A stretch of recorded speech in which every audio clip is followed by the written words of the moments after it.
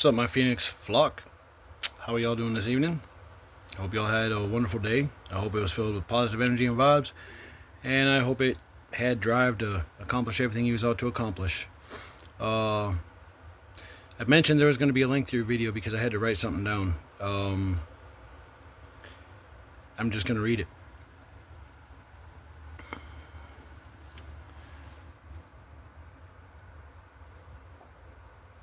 From the dust of yesterday's sorrow, I built tomorrow with my hands, callous, tired, but steady.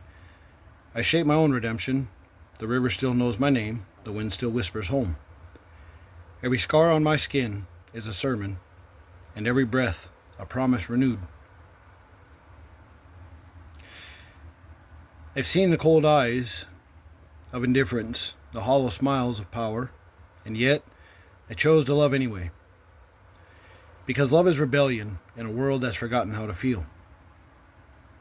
And hope is the ember that never dies, even when the night is longest. I stand here today, or sit here, not for recognition, but for revelation. I am not a man of titles. I am a man of truth. I have walked through fire not to burn, but to understand. I have fallen and bled, but I rise because God's not done yet. This world doesn't need perfection. It needs heart. It needs the courage to do what's right when no one is watching. It needs people who will stand even when their knees shake. This isn't about left or right. This is about right and wrong. It's about light and shadows. About standing for the ones who have been silenced and lifting those who have forgotten their worth. I don't speak for fame. I speak for faith. The kind that moves mountains. The kind that wakes sleeping souls. The kind that says, you were made for more. Because I am the Phoenix, and so are you. We rise not for glory, but for grace, not to rule, but to remind the world that love still reigns. And hear me now. You can't silence what was born of fire. You can't bury what refuses to die. We are the Phoenix, the broken, the brave, the unforgotten. We don't wait for permission. We rise. Not in my name, in God's. For He is the teacher, and I am only the echo of His truth. Today the world learns. Fire was never meant to destroy us. It was meant to refine us. From the ashes, we can teach the world to live again. I want to touch base on how I kind of inadvertently became the Phoenix. So, a lot of people I've met, when I share some of the things that I've been through, they would say, dude, you kind of remind me of the Phoenix. That's interesting. Never really caught on right away. When I was down south, I had a friend of mine he's really great at tattoos. I'm just going to say his name is Undercarriage. That's what we call him. So, I had this other tattoo that was on my right pec here. And I got it when I was in the military. And everybody kept asking me what it was, and I got tired of explaining it. I knew what it was. I knew what it meant. It wasn't nothing good. So I was ready to cover it up. And came up with the idea of the Phoenix. So he puts the tattoo on me. Okay, I move up here. Go through divorce. Getting life back together.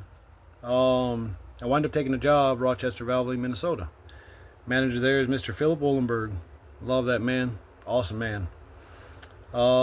He wanted me in his shop because originally the area manager didn't want to hire me, said I was too intense. Mr. Wollenberg and a friend of mine at the time They wanted me there. So they got me there. As I went in, I shared all kinds of things with Phil. Even to the point that he told me one day that they didn't pay me to be there. And I kind of laughed about it, and well, he had seen my pay stubs. I wasn't making much. I wasn't taking home much at all. But every day I was still coming in with a smile on my face, trying to keep morale up, trying to keep everybody in a positive spot. And he said, I don't know how you do it. You remind me of a phoenix. Because every time I hear about something trying to hold you down, you just keep rising. So he had never seen my tattoo. And I showed it to him. Kind of chuckled a little bit. Reason and purpose, not coincidence and irony. My first season working at the Renaissance Festival. I met some pretty amazing people there. I'd give a shout out to Mr. Norman Alston. He really helped with a lot of things I didn't know I needed help with. Much appreciated. I consider him my brother from another mother. Anyways, his roommate, pretty decent reading hands, right? He's palmistry. Dude is impeccable. So I go to shake his hand, and he notices, when you're reading hands, I think one is past and the other one is future and present. And he noticed on my one hand I got the mark of the phoenix. He said, you mind if I see your other hand? I showed him my other hand, and you're a double phoenix. And that's unfortunate for you. Why would you say that? Here I thought it was going to be some kind of bragging rights, No. He says, that means from your past, you've always had to pretty much lose everything to be able to rise back up and accomplish. And unfortunately, your present and future is the same way. It's almost like you literally have to lose everything before you rise back up. But the thing with the phoenix is it always rises with the knowledge of what it went down with, right? Well, I'm not going to lie. I know what happens when the right people get the right push. They get into places where they can make a difference. What if I said that difference is to get rid of corruption, get rid of the people that are in there, because they don't belong there. The state of Minnesota is now known as being the most corrupt state. No wonder why our cost of living is so high. No wonder why it's impossible for us to be able to afford anything. They took $240 million that was supposed to go towards feeding children and put that in their pocket. Imagine what they did with the rest of it. And that's what we want to keep in office. We want to keep people like that. The ones that haven't been here where we're at. I know appearance is everything. I do. Once upon a time, I promise you, I could put all kinds of pictures up from my prime. I was a presence. Now I'm aged. My mouth is falling apart. Shit's falling apart. Yeah, you can pick on my grill all you want to. But if I got and had the right kind of insurance, I can fix my mouth. Can you fix your soul? Can you fix your character? This is appearance. I can fix that. I can fix that easily. Yeah, I'm self-conscious about it. I very much am, because I know how people judge on appearance. And I've tried to take care of mine. I was at the gym. I was very much in shape. I still walk.